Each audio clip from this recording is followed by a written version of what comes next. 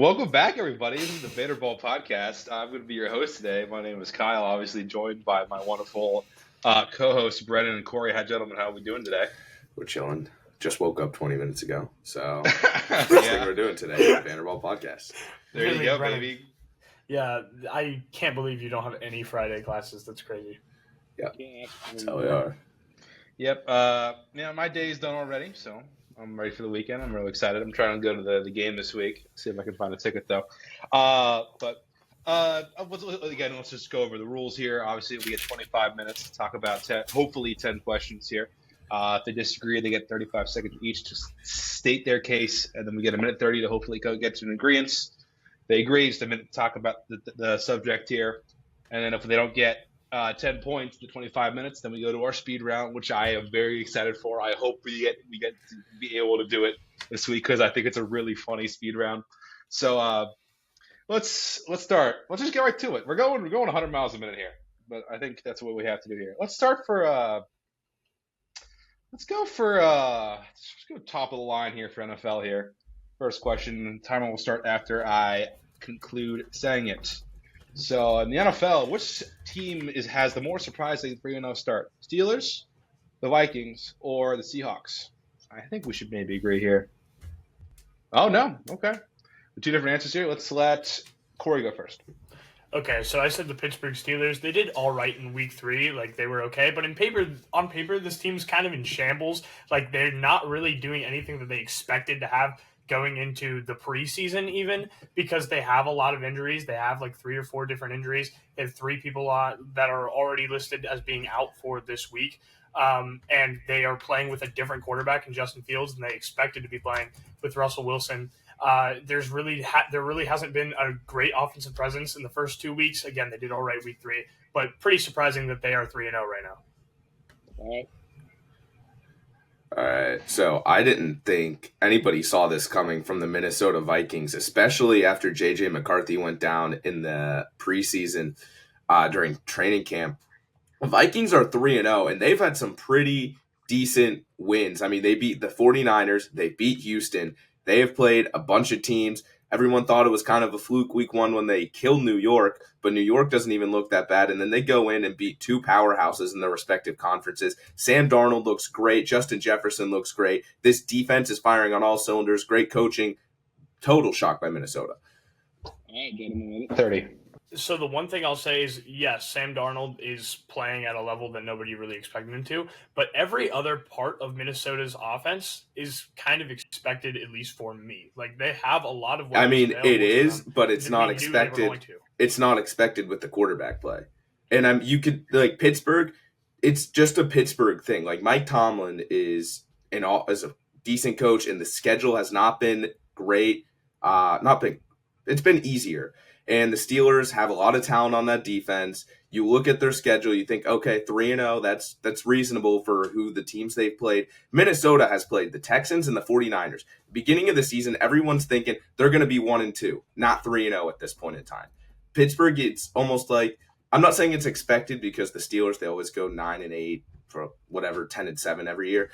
But for the teams they've played and the roster that's surrounded them, I think Minnesota's got to be the answer here. Like, there is no other. I mean, you're right in the lens that there's been an easier schedule for Pittsburgh, but I feel like there are a lot more parts of uncertainty going into the Steelers franchise going into this year. See, I don't think that's true because they were running with a brand new roster after rebuilding in the offseason, and then that new roster that they built was cut out by injuries in a lot of ways. I mean, and not really. It's only been Russell Wilson. They are running with a quarterback. No, they have 3 big. They have an offensive line injury. They have 2 people. That O-line's been horrible. Like, not horrible, but it's been not ideal. And I think it's stepped up with these backups. They're running with a quarterback that everyone unanimously agreed needed to be out of the NFL last year. Like, people were pushing Justin Fields. The quarterback's been fine. Out. Like, I think Justin Fields should have been starting over Russ anyways.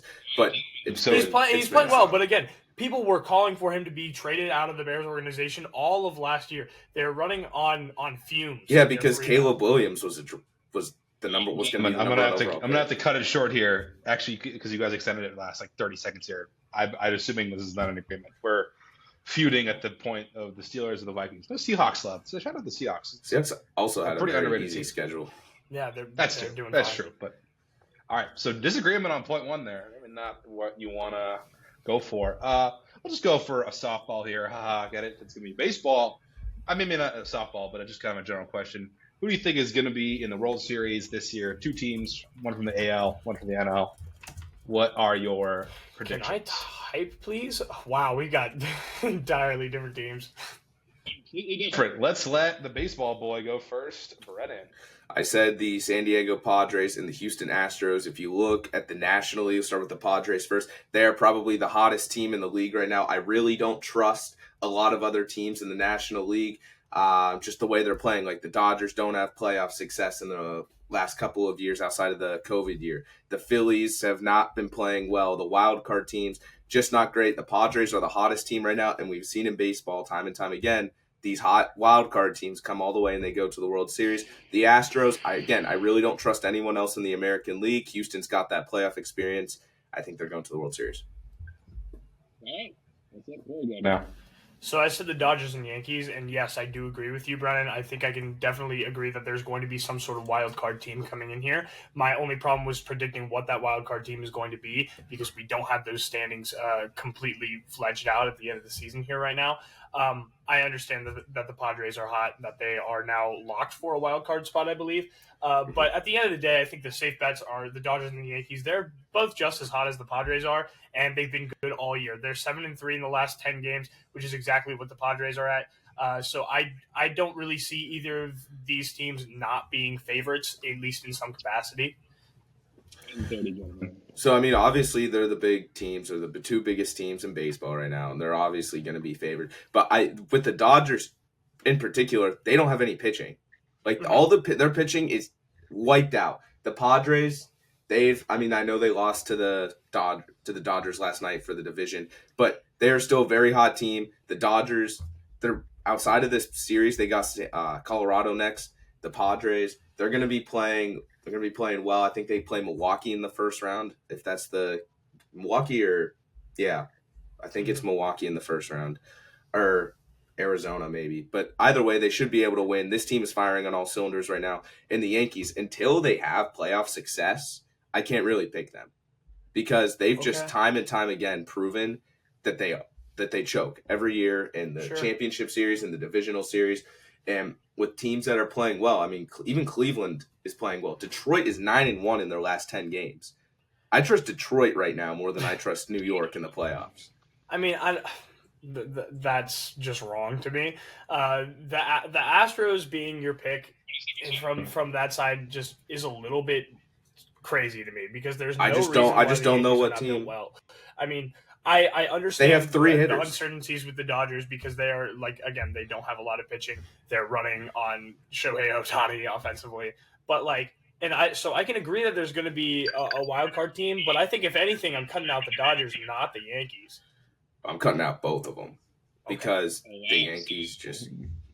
Okay. We'll see. We're starting Padres-Astros will be one of the worst World Series ever, please. I don't think it will. It'll be a pretty good one. All right, they're starting 0-2. Call them the Cincinnati Bengals. Let's see if I can get to somewhere here. Let's just go for the, again, hopefully a softball. I called the last one a softball. We couldn't get anything. For college football, what was the most impressive win in Week 4 for this year? For Week 4 this year. God dang it, Brennan. Michigan from Brennan.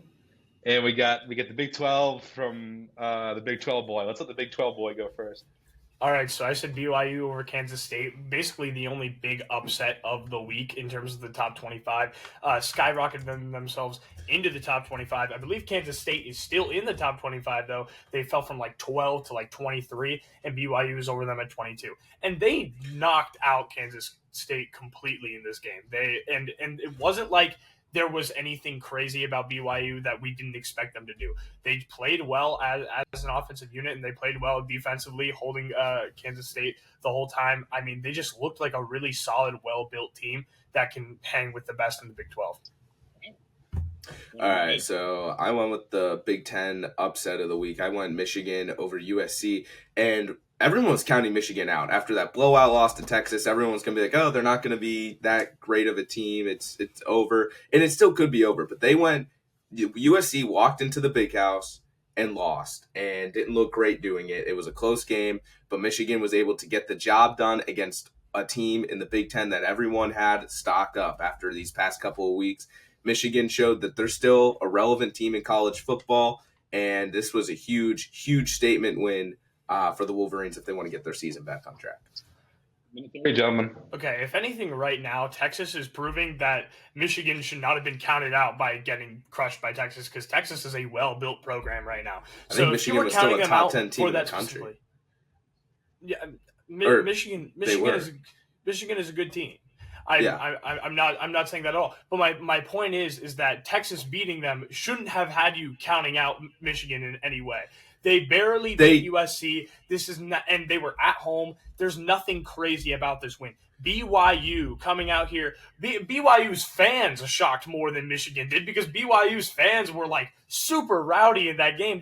They'll drink there. Like, there's everything crazy about this game. They are shocking the Big 12 conference, which is a huge conference, probably the second most like high level conference at this point. I would potentially argue in college football. I don't know. It's not the second. Big Ten. It's getting big. I mean, people want to come to the Big 12. It's the B1G. At the end of the day, like, Michigan barely beating USC. USC is now 2-1. They didn't even have 4 games so far this year. It's like, this is not that crazy to me. This is a home win. They won by 3 points. Are you really that shocked? Against an almost top 10 team in the country after everyone is counting you out of college football playoffs. Who was counting Michigan out? Michigan is a ranked team. I'm not saying they were not a good team. BYU was unranked. They won by almost 30 points over the number 12 team in the nation. There's no way. You're right about that. All right. You're right about that. BYU. Okay, so are we saying we're calling the K-State game the bigger upset? Yeah. Yeah. Okay. Almost started 0 for 3 there. That might. I will not break on that. That absolutely. Banter Ball history there. All right, let's move fast here, gentlemen. Let's go for the top question here in the NBA. I'm bouncing around all across the world right here. Okay. So former MVP Derrick Rose did just announce his retirement in the NBA after 15 years. You think there's a spot for him in the Hall of Fame, and explain why? Very important. What? Oh my God! Oh no. Oh no. Okay. Let's let Korey cool off. Let's let Brennan go. Okay. So it's probably not a spot in the NBA for him. I know we won an MVP. I know we won a Rookie of the Year, but his injury history just derailed his entire career. And his 17.4 points per game and his 5.6 assists per game is simply not good enough to get him into the Hall of Fame. He had a great prime, which lasted like 2 or 3 years, but in the NBA, that's not enough. All right, not every MVP winner can get into the Hall of Fame. Yes, they can. Every single MVP has been in the Hall of Fame. For as good as he was in those 2 years, he cannot. I don't see a case for him. You cannot be more wrong right now. The Hall of Fame is essentially a time capsule of people's primes. Tracy McGrady is in the Hall of Fame. You want to talk about injury history? That guy didn't have nearly as high as peaks as Derrick Rose did, and he is in the Hall of Fame because of his prime and because of how electric he was. There is no more of an electric player than the youngest MVP of all time. In Chicago, which will forever be one of the biggest markets in the NBA, there are no MVPs that are not in the Hall of Fame. And I mean, you want to talk about peaks and being a time capsule, like I'm saying, Yao Ming is in the Hall of Fame. His peak was being drafted number 1 overall. Like, every other freaking year of his career, he was just injured and falling off. He was an All-Star. He was voted as an All-Star when he played 9 games in the season. This guy, Derrick Rose, has no reason to not be in the Hall of Fame comparatively to everyone else who is there. That is an absolutely crazy statement. Uh-oh. Okay. I'm sorry. What you said was pretty thorough. A 2 to 3 year prime just can't do it. And I wish he was. I wish he could be in the Hall of Fame. Oh my God. It's 2 to 3 years. I should have prepared so much more. Can we please acknowledge you look at baseball, the people who are in Miguel this? Tejada, This is not baseball. Winner for the Oakland A's? The Baseball Hall of Fame is a lot more exclusive than the NBA Hall of Fame. The Basketball Hall of Fame literally just loves achievements. There are Larry Bird is in the Larry Bird. He had no playoff success. If he won a ring, maybe. If he won a ring, maybe. He made the Eastern Conference Finals in 2 years. He was 22. Did he win anything? Are you serious right now? Doesn't matter. He got hurt. He didn't win anything. He's continued to get hurt. He didn't win anything in 20 years of the NBA. John Stockton had a much more longevity of a career than Derrick Rose did. Again, the Hall of Fame is a time capsule of things. I think Grant Hill is on the Hall of Fame. Grant Hill is in the Hall of Fame. You're not going to put the youngest MVP of all time in the Hall of Fame just because he had injury history. 17.4 points. He played good on the Knicks. The biggest what if in the NBA history. Yes, biggest what if. He had 50 points in the game. There's a case, but I don't think he should go in. You are so wrong. You are so wrong. He should be in there. Korey having his "you have no idea how good Tim Duncan is" moment here. Korey, I think I agree with you on the basis of him being the youngest MVP ever, and most of Brennan's points not making any sense. Well, that is so dumb. Let's just keep going. Let's just keep going. Thursday Night Football was yesterday. Dallas played the Giants. Actually played pretty well defensively on the side of the ball. Why is Dallas's defense, after being really good last year, seem to kind of fall off the rails in the last 2 weeks? And that's the right answer that Korey gave. But we're going to let Brennan go first here. All right, so I basically said what Korey did. We'll agree here, but it's the lack of a cohesive unit. I mean, a bunch of the players came out after the game against the Ravens where Derrick Henry just ran all over them. And both DeMarcus Lawrence, Micah Parsons came out and said that everyone's trying to play hero ball. Everyone's not doing what they need to do, especially on that defensive line, which is what Korey said, just to not be able to stop the run game. And Alvin Kamara, Derrick Henry, both torch these teams, and both players are out here saying that it's just because everyone wants to be an individual, not work together to be able to stop this run. Yeah, so I said it was the Cowboys' failures in the run game.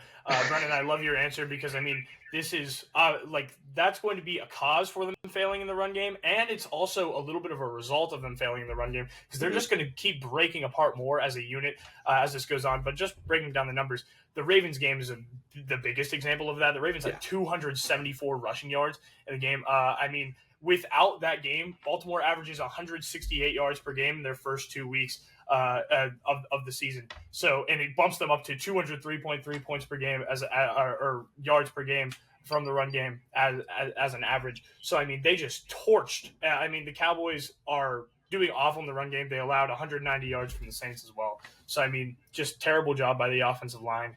And as you said, cohesive unit, it's just going to break apart more and more as these problems reveal themselves.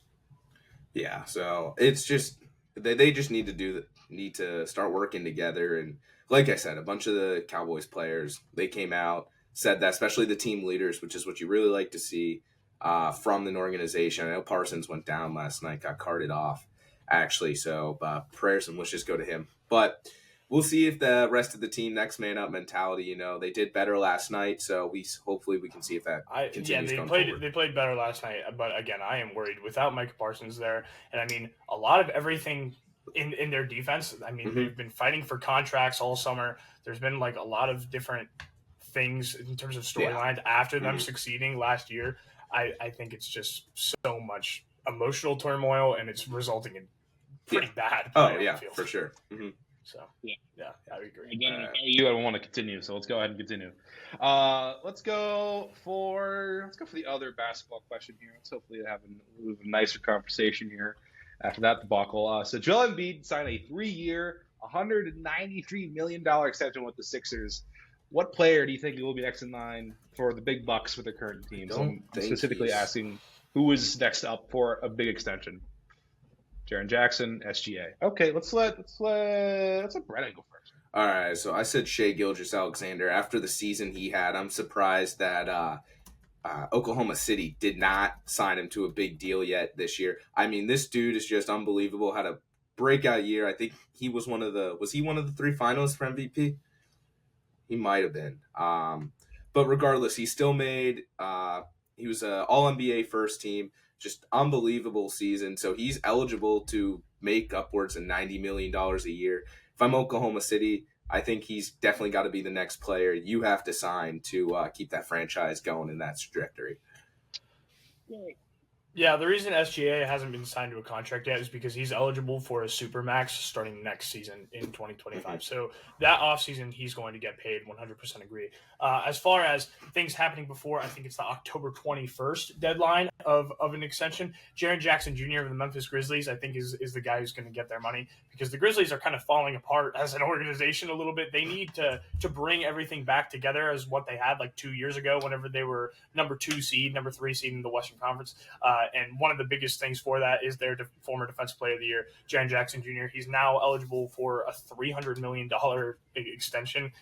So he's the next one in line to get paid because the other big veterans who are eligible who haven't been paid yet are like Kevin Durant, Steph Curry, and like those are the guys who you don't know how much longer they're even going to be in the league. So Jaren Jackson Jr., he's going to stick around, and he's probably going to stick around on the Grizzlies because they value him higher than anyone else in the league probably will. Yeah, I mean, in terms of who's actually getting their contract next versus who should get it next, it's probably going to be Jaren Jackson Jr. SGA is definitely like 100%. It's almost like set in stone that he's going to get Alexander is just Oklahoma City, and literally, and they love him there. He loves it there. I would think so. They've done everything to build a great system. They have a very solid team out there. So, but he'll have to wait till 2025 to get his supermax. So we'll give Jaren in terms of the person next, Triple J. So SGA may be more deserving, but for right now, who it seems going to be next is going to be Jaren Jackson. Yeah. Let's go to college ball here again, boys. So Shedeur Sanders had a very, very good game against Baylor. I saw that Hail Mary catch right at the end of that game. It's kind of agreed upon throughout the entire league in the NFL that he'll probably go pretty high in the draft next year. Where do you think he will call home in the NFL when he gets drafted? Not if, when. Yeah. Okay. Right? And we get an agreement. That's our first agreement today, boys. Go ahead and talk it out. Yeah, so we said Vegas, and before I give you the floor, Brennan, I just want to say something about Shedeur Sanders feels right in Las Vegas. I feel like the Raiders just like kind of like almost hit the mark on a lot of their like decisions overall as a team, and I feel like that's kind of what you'll get with Shedeur Sanders, where it's like kind of all right, but probably won't work out for the long term. Yeah, so I think he's probably going to end up there. There's a lot of teams, and just like I was thinking about, like not like a good fit, but like where he'll end up in the draft. And I don't think Vegas is like a horrible team this year where they're going to be getting a top pick to get a top quarterback, such as a Cam Ward, a Jackson Dart, a Quinn Ewers, one of those guys.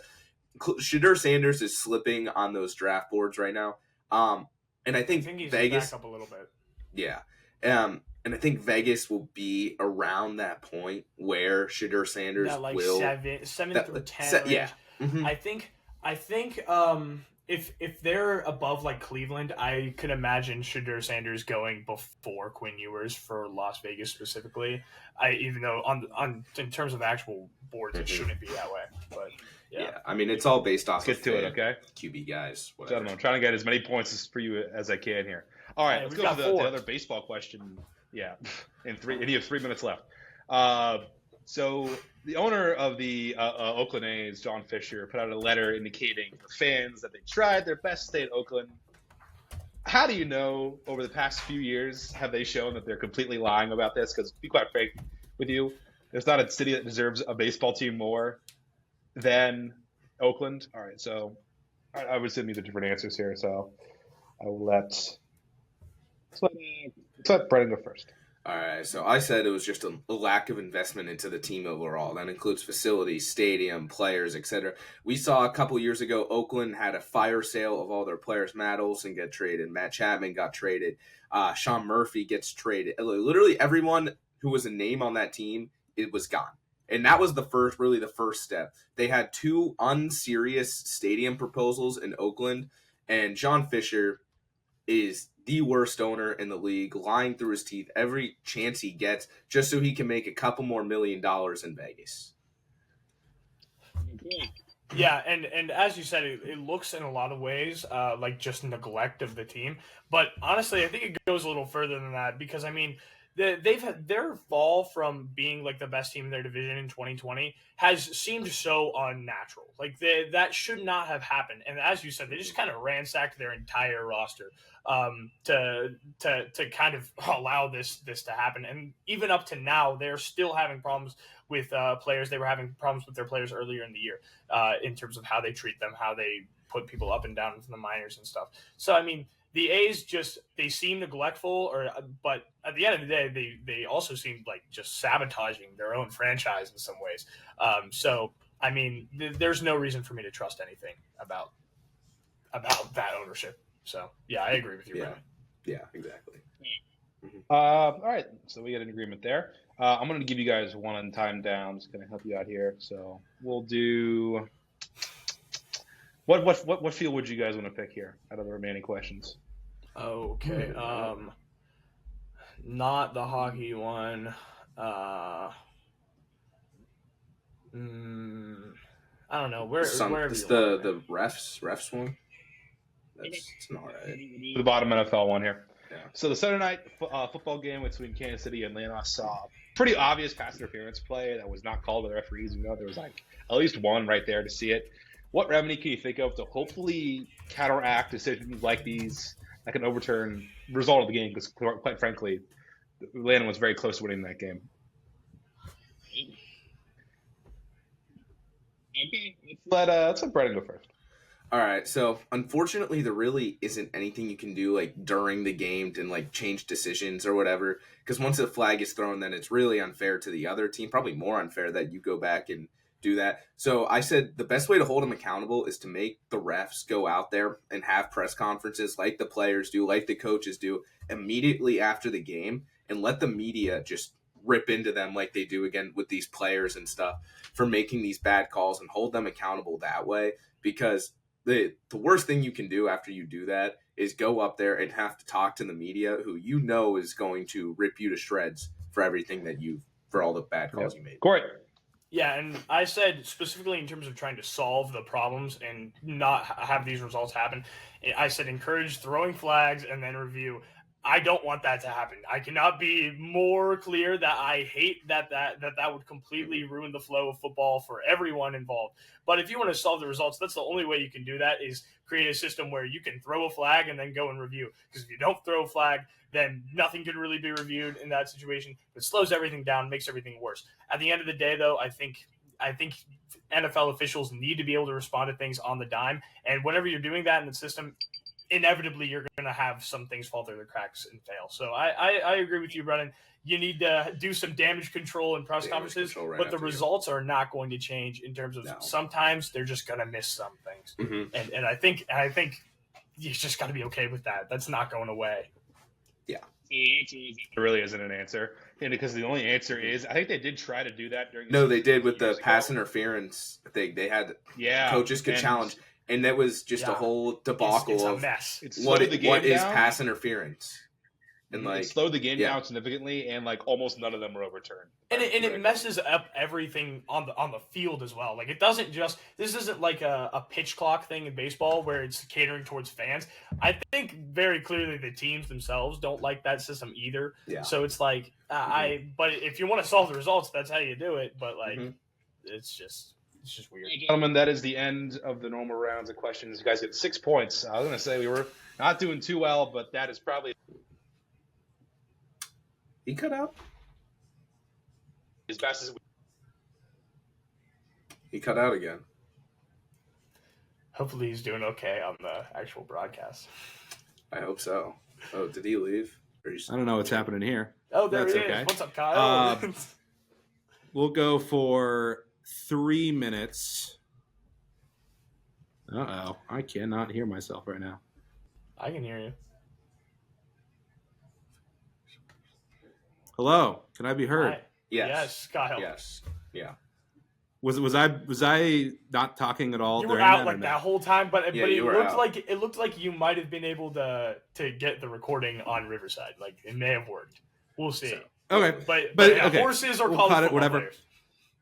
Yes, so it's either horses or college football players. I'm going to say a name, and you have to tell me whether it is a horse, whether currently a horse or formerly a horse, or a college football player. So, Brennan, I don't know how well you know some of the funny names in college ball, but I hope this is gonna be a fun game.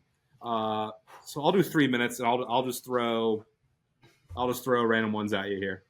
Let's start with Dodge Saucer. Is that a horse or is that a college football player? I feel like that's a horse. Yeah, I was going to say, initial thoughts feel like a horse. That's not an outlandish human name, but it feels like something you might name a horse, though. Yeah. We got to go fast here, too. Because the thing with horses is you got to choose to name them that. So I'm feeling Dodge Saucer horse. So we're saying horse? Yeah. Yes. That is an offensive lineman for Kennesaw State. You guys are incorrect. Okay. Exactly. I knew this was going to be good. Genuine Risk. Is that a horse? Oh, that's a horse. That's got to be a horse. Yeah. That's got to be. I vividly remember that being a horse in the Kentucky Derby. It's got to be a horse. All right, we're saying it's a horse. Yeah. Yep, that is a 1980 Kentucky Derby winner. Yeah. That would have been really good, though, wouldn't it? It would have been great. I know for a fact that that's a horse. Yep. Rock Sand. Is that a horse or is that a college football player? See, why would you choose to name a horse that? That's got to be a player. I'm saying why would you choose to name a human that? But Rock is a real first name. It's got to be Yeah. I think it's a college football player. You think it's a college football player? Yeah. It is a horse. Why? The English Triple Crown winner in 1903. 03? 1903? It's a horse. Bro went way back. Mm-hmm.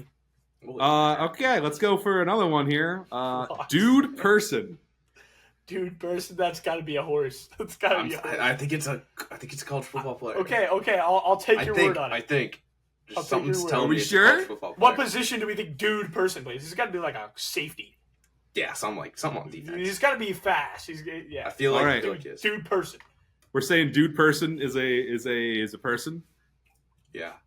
Is Dude Person a person? Is he? He is. Yes, he is. All He's right. defensive back for center. Hey, you were right. Arkansas. Let's go. We were close. All right, is that 8? We were close. Yeah. Yeah. All right. Let's go for. Let's do Dawn Run. Is that a horse? That seems too human-y. Yeah. Yeah. I think that's got to be a horse then. I think it's got to be a horse. Coming in there with a Rock Sand type name. All right. Mm-hmm. We're saying Dawn Run's a horse. Yeah. And you'd be correct. That is a horse. Okay. The only horse to ever compete champion hurdle, Chettle and Gold Cup double, whatever that is. All right. It's so exciting. Next one. Let's go for Golden Miller. Is that a horse or is that a college football player? Again, that sounds too human-like too. I think that's a horse. I'll go, but I think that's a college football player. I'm not too sure. He's got to be We'll really go good. horse. With a name like Golden Miller, I feel like he would be really good. We'll go horse, but I think it's a horse for the win. All right, is it horse? We're saying horse. I'll trust Korey. I thought that one could have gotten you, but yep, it was a horse. It was a horse. Okay, we're right at the buzzer. Huge. That's 10. You did it. That's 10. There you go. Wow. I thought that was going to be a good category. You had a terrible take on Derrick Rose. You still got the job. No, that was pretty bad. I thought Dude Person would have been a little harder to think about. Dude Person. I'm going to rattle off a few more here. Mobility. Is that a person? That's a person. That's a defensive back. Crazy name. For Rice. The last name is Bility. I don't know.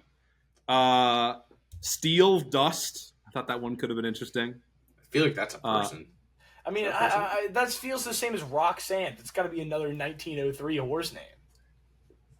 It is a horse. Yeah. Okay. I'm getting better. Panda Askew. I feel like that's a person. It's a person. What?